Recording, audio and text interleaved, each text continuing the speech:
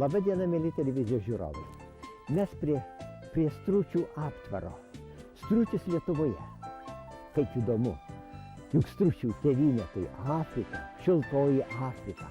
Ir įsivaizduokit, kad strutis gali gyventi Lietuvoje. Tik tai vasarą. O žiemai jisai gyvens aptvare. Aptvare, kur nešals. Savo tėvynėje, jie Afrikoje, jie paplitę plačiai. Kadaise dar pereito šimtmečio pradžioje gyvena netgi Arabijos pusiasalyje, o dabar gyvena iki pietų Afrikos. Strutis stambus didžiulis paukštis. Įsivaizduokite, juk laisvėje gyvenantis išauga iki 2,5 netgi aukštesni paukščiai. Ir svoris iki 70 kg. Strutis auginamas Lietuvoje todėl, kad jo mėsa labai vertinga ir labai brangi, o ir plunksnos taip pat vertingos. Žiūrėkit, strutis čionai prie mūsų, tada gerai, jis dabar labai geras, o tikrumoje tai jisai gina savo teritoriją ir kartais labai pyksta. Ir strutis patinas savo kojos spyrių gali užmušti netgi žmogų. Taip, kad jo spyris prilygsta beveik arklio spyriui. Geriausias bėgikas. Įsivaizduokit, strutis gali bėgti iki 70 km/h greičiu. Galingas paukštis. Toks galingas, kad ant jo kartais netgi joti galima. Rengiamas netgi stručių lenktynės.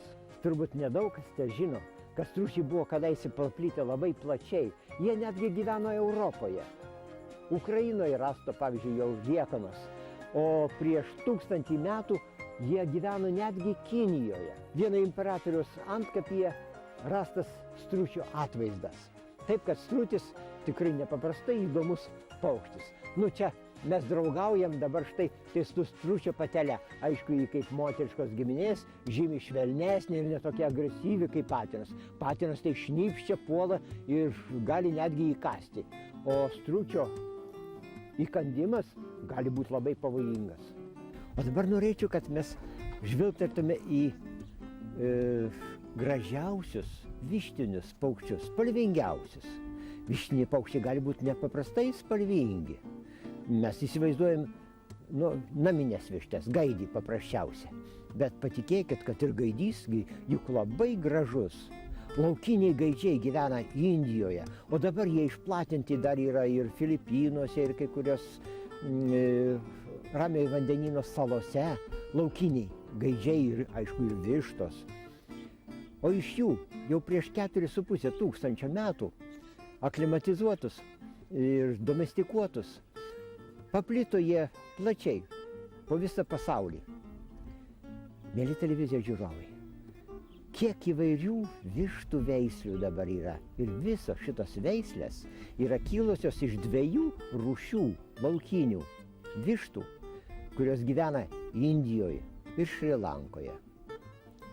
Iš viso laukinių vištų tai yra 3 rūšys. Bet bene gražiausia iš tų vištinių paukščių tai yra vis tik povas. Povas įspūdingas su savo uodega.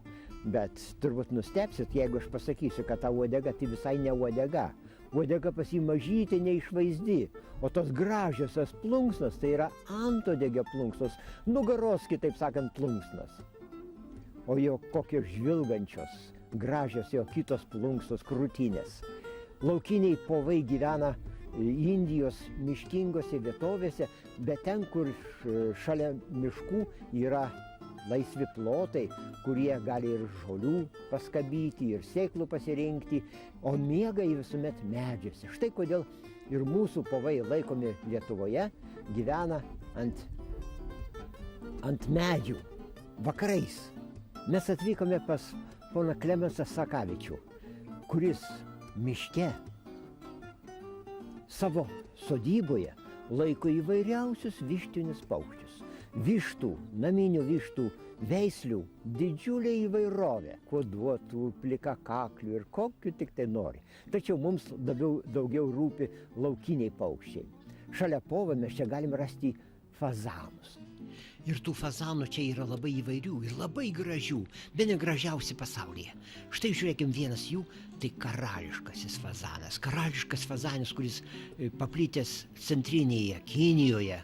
jisai dažnai kalnuose sutinkamas, kažkur tai krūmynė. Koks nuostabus fazanas, įsivaizduokite, ilgiausią uodegą turintis paukštis, iki 1,5 metro ilgio uodega. O tos margos plunkstos kalnuose praktiškai jisai tarp žolių ir beveik nematomas. Na, uodega tai puošmena, kurią jisai puikuojasi prieš savo tokią neišvaizdžią rudukę patelę. Patelės neturi ypatingų spalvų, jos žymiai kuklesnės, tai natūralu, juk fazanai tai poligamai ir patinai nesirūpina savo šeima. O štai auksinis fazanas, kokia auksinė jo pelerina, kuodas, irgi auksinis, antodygis auksinis, nuo krūtinės žvilga raudonu auksu. Tikras po šeivą, bet žiūrėkit, patelė vėlgi kukli. Tačiau fazanai šitie puikūs bėgikai, jie paplitę Tibete ir netgi Indijos, Himalajų kalnuose mes juos irgi galim surasti. Auksinis fazanas tikrai auksinis, bet jisai bėgiotojas ir beje peštukas. O štai sidabrinis fazanas, baltas baltutėlis, raudonais skruostais ir jo pentinai taip pat skirti kaip ir kitų fazanų kovai, tarpusavio kovai. O patelės visai kitos formos, jos rudos neišvaizdžios. Ir pamatyti jas perinčias ant žemės nepaprastai sunku. O kodėl to neišvaizdumas tas reikalingas patelėm? O todėl, kad jos pačios peri ir pačios vaikus vedžioja.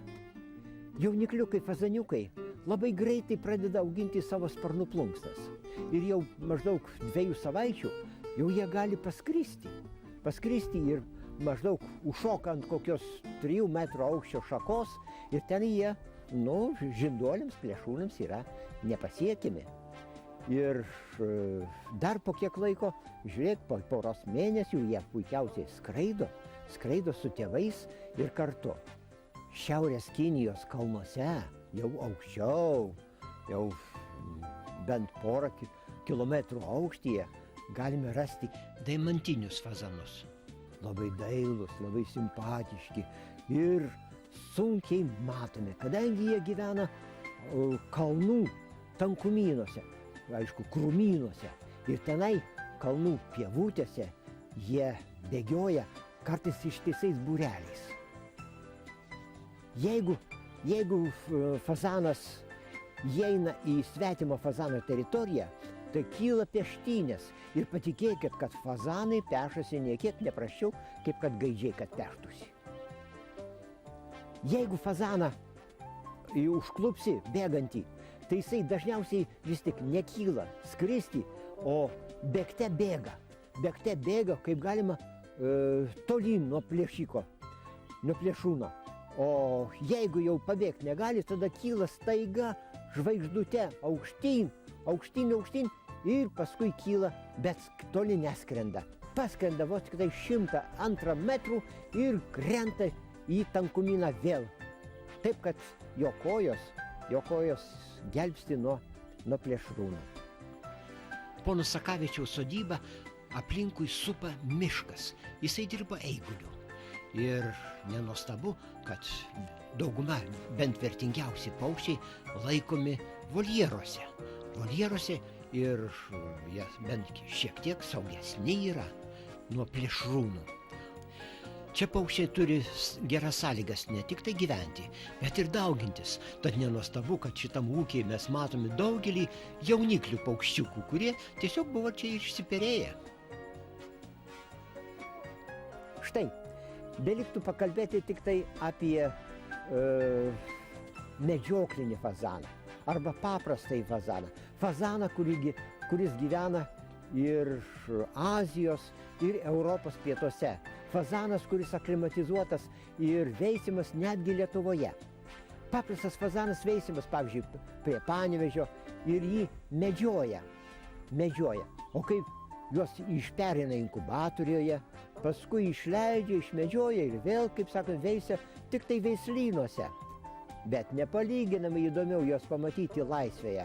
Man teko matyti paprastai fazaną tolimųjų rytų pievose, Amūro krašte. Įsivaizduokit, koks grožis, kada fazanas kaip deganti kibirkštis pakyla aukštyn ir kyla iš žolių žvakute, o paskui nusileidžia čia pat visai netoliese ir dingsta žolių tankumynė. Gražus fazanas.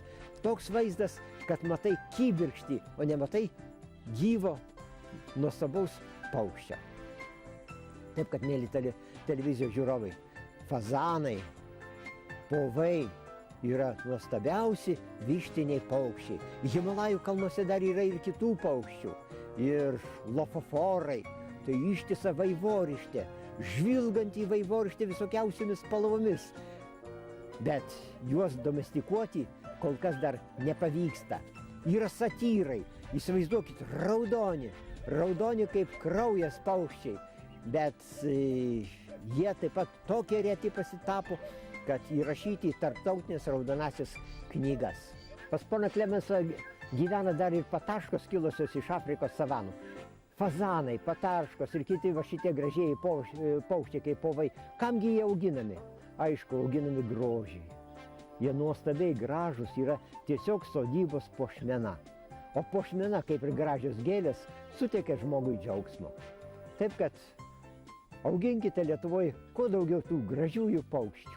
Nu kągi, įdomus paukščiai, fazanai, įdomus povai, bet laikas baigti. Tad iki kito karto, mėly televizijos žiūrovai.